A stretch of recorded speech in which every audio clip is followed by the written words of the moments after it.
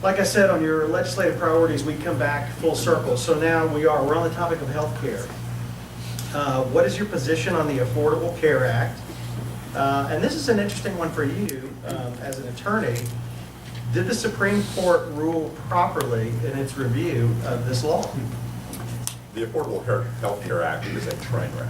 It is a job-killing, legislative scheme that is just bad for our country, and it's bad for our state, it's bad for individuals, and it's bad for employers. To answer your question, Chief Justice Roberts got it wrong. He was applying a principle under the Commerce Clause to validate the Health Care Act and come up with a reason why it wasn't unconstitutional, and I clearly think, as it relates to the 10th Amendment and the overreach of the federal government, that they simply got it wrong. The Affordable Care Act should have never been upheld by the Supreme Court, and we shouldn't be living under the burden that we have today. I mean, as somebody who's run a business with 200 employers, I can tell you it's causing us to have to reduce benefits and increase costs to all of our employees. And there's nothing affordable or right about that. And it's causing healthcare institutions to increase the quality of care. And for all the issues that we have in healthcare, which there are a number that need to be resolved, we still have the finest healthcare delivery system in the world, and it needs to remain so. Okay, all right. Stacy? I mentioned at the beginning that Obamacare is one of the issues that I'd want to nullify in the state of Texas, make sure that it's not implemented. I know that there were some good selling points on the idea of affordable health care. One of them was the idea that insurance companies would have to cover you if you had pre-existing conditions, and I know that's something that a lot of people with pre-existing conditions really like.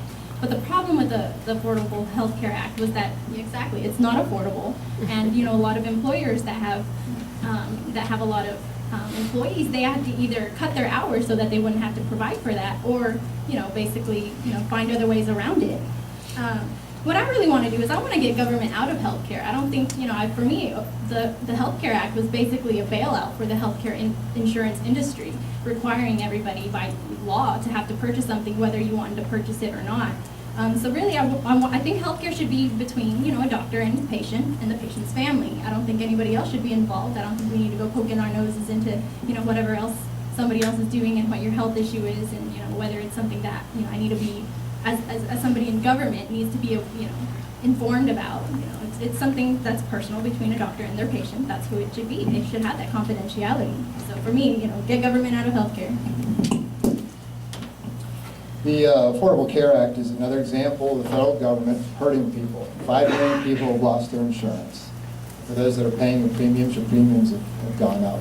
I mean, it's more than a train wreck. I mean, it's a really sad reflection on the destruction of socialism and what it does to people. There are people out there today that are hurting because of that act. But what we need to do as conservatives is we need to come up with what's our alternative, right? And one of the things that we need to do is we need to stop looking at insurance as a metric. Who has insurance? Who has insurance? That's a really bad metric because it implies that if you don't have insurance, you don't get health care, and that's not true. If you look at the nonprofit community, if you look at the benevolence of our local churches, if you look at the donations of our medical society, if you look at what counties are responsible for, people do get health care even if they don't have insurance. We've done some very innovative things here in Collin County. It's called Project Access. And I've been working with the Texas Public Policy Foundation over the past 6 months to craft legislation that will be an alternative to Obamacare in the state of Texas. And it'll be another example where Texas is another great example to the nation as far as how things should be done. And what it does is it creates an incentive for doctors to donate their time like they do here in Collin County. And I've talked to dozens of doctors in the medical society. I've talked to the hospitals. Doctors cannot stand working with the federal government when it comes to Medicaid, Medicare. The accounting, the paperwork is just a nightmare. What they would love to do is just have the option to opt out of that. Don't even mess with Medicaid, Medicare. Don't mess with the federal government. They'll just donate their time and empower counties to either provide tax relief for doctors that participate or help with the retirement, or we'll just provide that flexibility. But we have a real opportunity in the state of Texas to show the conservative alternative to Obamacare, and that's in process right now. Okay, great. And that actually is a good segue into my follow-up question on this topic, which I guess is twofold. What legislation would you propose to, in the state of Texas, to either defeat Obamacare, reduce the negative impacts of it, or to provide alternatives for means of delivering health care in the state of Texas? So Matt, you'll get an additional minute to kind of follow up on that, but Glenn, we'll go back to you and let you answer that. You bet. Obviously, Obamacare and the ACA is a federal program, and so as much as we want to say we don't like it, we don't want it, it's the feds that are forcing it on us. I was so happy to see that the Texas legislature and led by the governor refused to expand the Medicaid rolls in Texas, because that would have been a permanent expansion of a number of people without necessarily the funding to take care of that. That said, Texas has the highest uninsured rate in the nation, and they show up in our emergency rooms like Baylor Plano, like THR, Presby Plano, like Medical Center of Plano, and that's the most costly, least effective way to treat those folks. Meanwhile, the federal government is keeping $5 billion of our tax dollars because we refuse to play their game. And so one of the proposals is to really push the federal government to give us the block grants so we can have access to our tax dollars that we have paid, so we can take care of the people that are presenting themselves with the medical issues and trying to provide wellness care and not just sick care. One of the programs that Baylor has done down in the Dallas area is the Juanita J. Kraft Diabetes and Wellness Center. Diabetes is a chronic disease that creates all sorts of complications that are very costly to treat. By providing this wellness center, training, center in a wide area of Dallas, Baylor has seen a dramatic decrease in the number of people presenting in their emergency room with those complications of diabetes, and as a result, it's really cut the cost that they've had to deliver that sort of indigent care. I agree with Matt. I think providing indigent care is something that our healthcare institutions and doctors feel very good about doing, but there's not enough of that to be able to care for all the needs that we have out there, and so we've got to have a more comprehensive approach, and having these kind of block grants can allow us to do that. Okay. Stacy, let's move to you. Same question. What would you propose to reduce the impacts, eliminate alternatives, et cetera? Well, really, it's just, practicing our 10th Amendment right. Alabama was, I believe, the first state who nullify Obamacare, basically saying that any federal agency or person working for the federal government who tried to come into their state to implement it would actually be breaking state law, and I think that's definitely something that Texas, we can follow suit. I'm actually surprised we weren't, the first ones to do that. But really, it's about getting government out of the healthcare industry. There's been a few doctors in other states who have decided that they're not even going to accept healthcare insurance anymore. They're just it's basically going to be that the patient comes in, they're going to pay what it costs to, for the doctor to see them, and that's it. You don't have to fill out any forms, you don't have to, pay a deductible, things like that, and go through all that difficult process just to, for some, just to go and see the doctor for a simple checkup. So, really, it's just about getting government out of healthcare. Okay. All right, Matt, one more minute to follow up on. I think overall, we need to look at ways to phase out the federal government's involvement instead of expand it. And I talked about Project Access. Project Access has actually addressed some of the issues with respect to the indigent going straight to the emergency room. What Project Access does is they establish a relationship with their doctor, the general practitioner, and then if it's discovered that they need specialization, those types of stuff, those types of things, we have specialists that are in the Project Access partnership as well. We actually have excess capacity with Project Access in Collin County.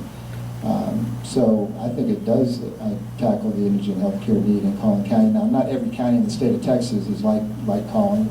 They're not all blessed like we are.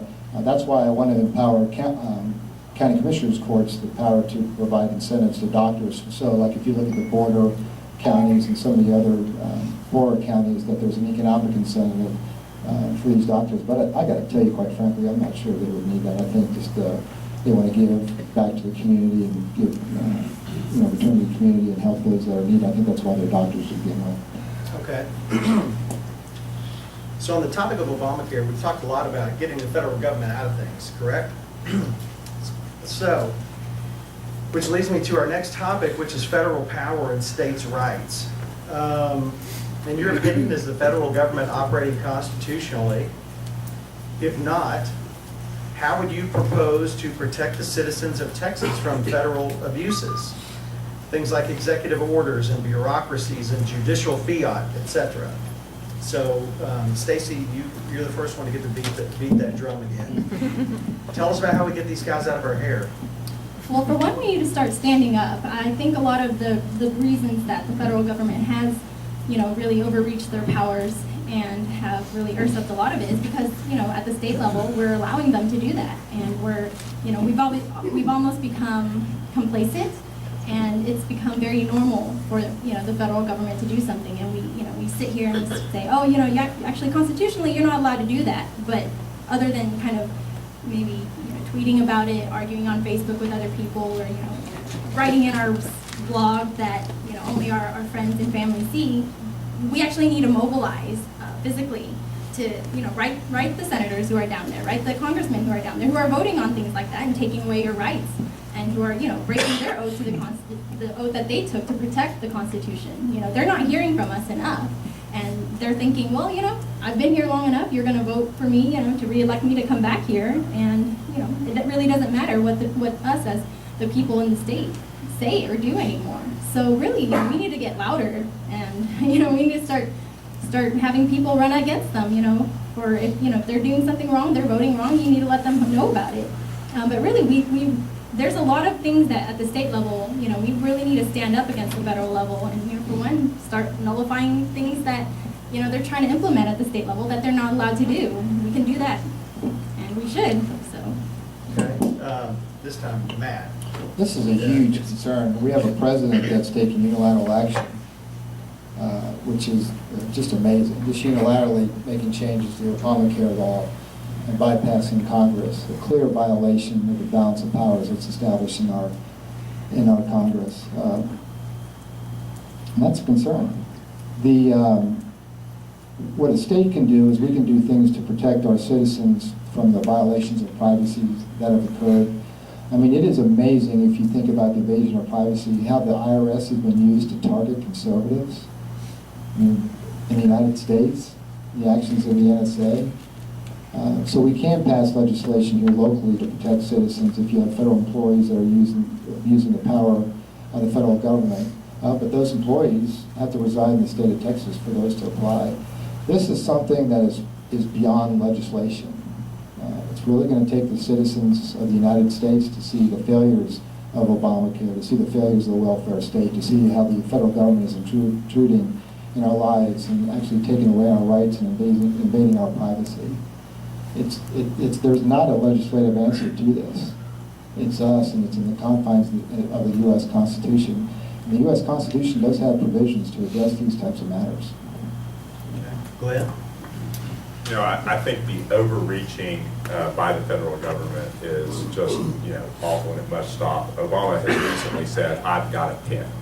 What he means by that is that he has used his pen for executive orders, for recess appointments. If you look at what's happened in the U.S. Senate, by them doing away with the longstanding tradition of having the supermajority to approve presidential appointments, these types of things really are undermining the very core of the 9th and the 10th Amendment in our Constitution, which says that there are certain powers enumerated in the Constitution which belong to the federal government, and those which are not specifically enumerated in the Constitution of the federal government and not prohibited to the states belong to the states.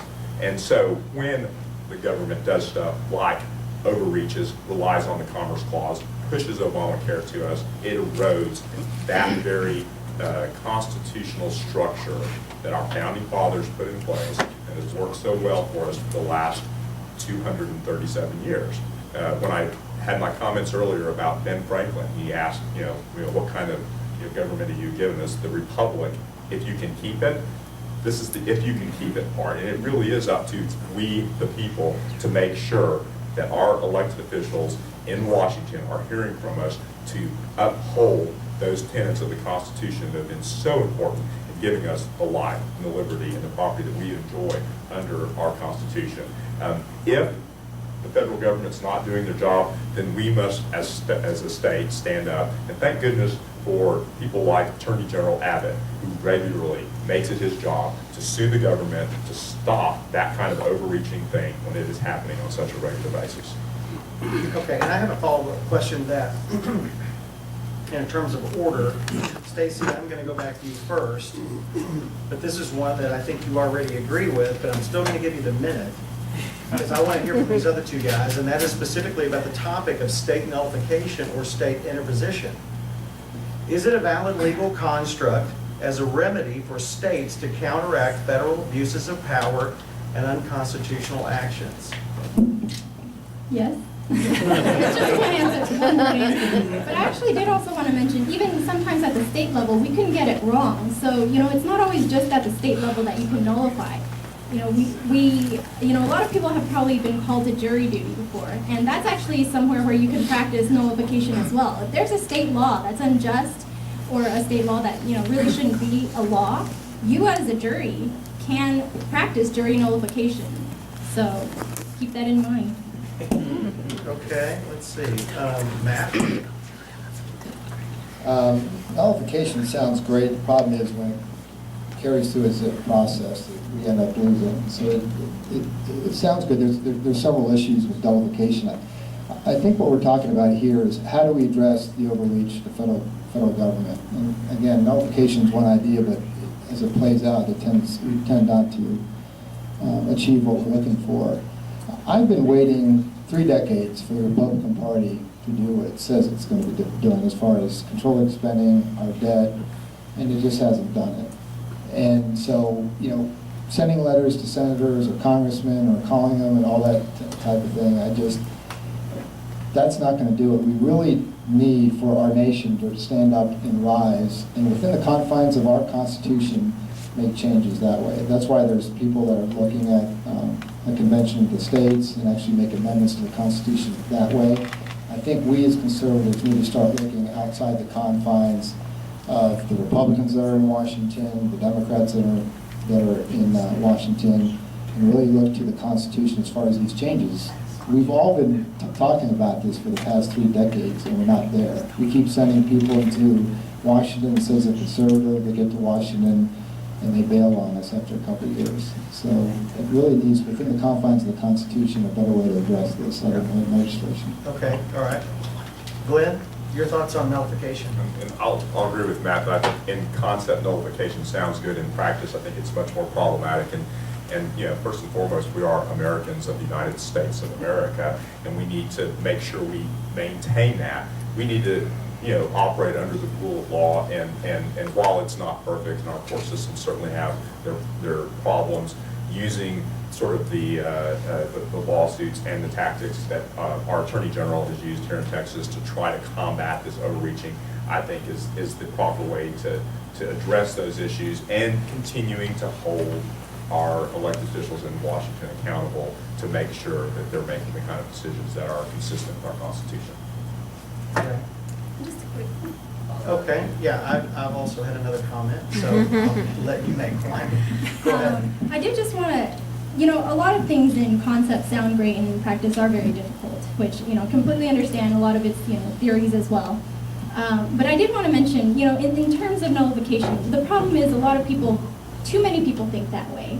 And so they're scared to practice, practice it, because they think, not enough people perhaps agree with me that this is something that we need to do. But I think, in terms of following the Constitution, if they're not following the Constitution, that's, I think, where the problem with having a constitutional convention or, adding additional liberty amendments comes into play. Because if people that we're electing into office are not following the Constitution already, what makes them suddenly decide that they're going to follow it if, additional better amendments are added in there? So the problem really is the people that we're electing into office, perhaps. They aren't following the principles. They aren't following what their oath of office is. And so that's extremely problematic. That's a whole different. No, and that's a good comment, because mine was to follow it up. And I've heard more than just you two guys say, oh, well, that won't work. It sounds good, but it won't work. Well, the question always comes to is why? What's the 9th and 10th Amendment for? If the state won't step up and exercise its right to protect the citizens using its current constitutional authority, Stacy, to your point, let's pass some new amendments. Well, what good will that do? I'm saying let's use the ones we've got. So I'd like to spin the wheel and see how nullification works out. So anyway, that's just me. So anyway, all right, we've got to move on. And these are some things, we might even want to shorten our answers up a little bit more. But on the topic of Second Amendment and your thoughts on the gun debate, and then do you support open carry? Do you support concealed carry on college campuses? Stacey? I do, yes. Second Amendment rights, definitely all for them, for constitutional carry, for open carry, for carrying, on college campuses. Was there any other one that I missed off? Is that, No, if I'm is that very clear? I hope that's very clear. I support the Second Amendment, and I support supporting your right to bear arms and protect yourself. Okay, Matt? Stacy's got the coolest Facebook. There's a picture of her with this big old gun and she's shooting it. This looks really cool. You got those pink things on your head too. Yeah, ear protectors. This is a no-brainer. Second Amendment. You know, the thing that I get frustrated about is when a tragedy happens in our nation, and the press uses that to try to squash our gun rights. At the end of the day, the whole idea around gun-free zones and those types of things, it's just the silliest concept that I've ever heard of. You and I are going to follow the gun-free zone, and obviously the criminal's not. So yeah, I would be in favor of our teachers having concealed handguns to protect themselves and their children. Obviously, they've gone through training and licensing and those types of things, but I am really concerned about the almost daily infringement on our Second Amendment rights and the attempts to do that. I'm thankful for the NRA. I'm thankful they gave me an A rating as far as where my stance on the issue is. But Hollywood, there's a producer coming out with a movie trying to influence people's views on gun rights. That is a vitally important issue for us as citizens. We've got to be able to protect ourselves. That is so fundamental to our rights. That's why it's number 2 in the Bill of Rights. Okay, Glenn?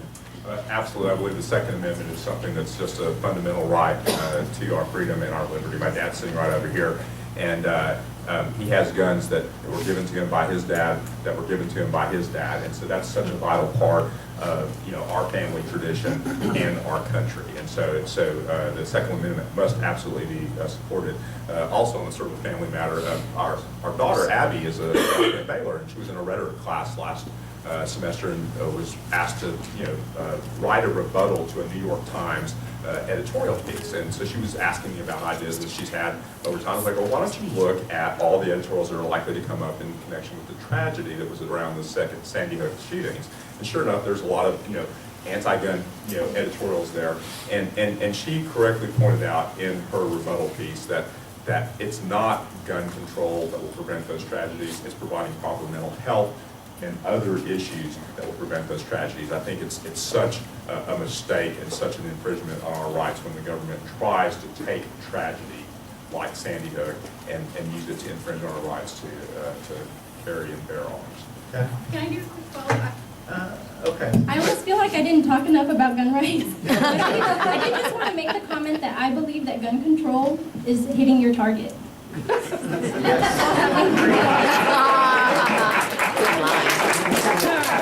That reminds me of my favorite country and western song, Baby, I'm Missing You, but my aim's getting better. Anyone else? Yes, sir. When I was actually working for a public-private utility, I was required to swear an oath to defend and protect the U.S. Constitution. Each of you, if elected, will put your hand on the Bible and swear to uphold the same oath, which is to defend and protect the U.S. Constitution and the Texas Constitution from enemies both foreign and domestic. There was a good question asked about Obamacare, and you all agreed it's unconstitutional. How can you vote? How can you not vote for a bill that will nullify Obamacare, given your sworn oath? Okay. You've sworn up to protect and defend the Constitution. We've agreed it's unconstitutional, wasn't decided correctly. So now, are you willing to step up and really do something, pass a bill that says we will not implement Obamacare in the state. Is that close? Yep. Would you do it? Okay. Glenn? Absolutely. And as I have said repeatedly, I think Obamacare is a disaster and it must be stopped by all legal means possible. I think notification has some problems that I've already expressed. I would absolutely, stand by my oath to uphold the Constitution of our country and our state, but we are a nation of laws. And if you go to the point where you're just saying, I'm going to nullify laws and we're not going to go by a due process, then we become a nation of anarchy and without the rule of law. Which is where we are Okay, now. Stacey? To reiterate again, yes, I would absolutely support nullifying Obamacare, as well as any other, federal, law that they've tried to pass that is unconstitutional. So maybe I would go on a nullifying spree. I might go with you. Do you have a spare seat in your car? I've taken that oath twice, actually. If you look at the mechanics of Obamacare, that legislation, the Medicaid expansion has not happened in the state of Texas. What we have is the federal government that opens websites and it's available for people in the state of Texas. So there's not really much we can do to tackle that. I think what we need to do as conservatives is have a conservative alternative to Obamacare. That's the way we tackle it within the confines of the Constitution and the law. But until we stop it, how do we serve up alternatives? Wait, how many people like my son have to go to jail because they refuse to pay Obamacare taxes? And if you don't do anything as elected state officials, you are not defending my son with his constitutional right to not buy health care. But even if we went through the nullification process and were successful, those are still federal laws that are in place. It wouldn't tackle that issue. So why can't they just pass federal law and take away our Second Amendment? And you go along with it? What's the difference? I have to buy health care, but I can see the difference? I don't see any difference. But again, those are federal statutes, so they're in place. We don't have any type of authority or power to reverse that. Under a federal system, the states are more powerful than the federal government. I think we need to have a whole nother session on the issue of the 9th and 10th Amendment and what Jefferson and Madison said about the Constitution and enforcing it. So we'll table that for now. Okay.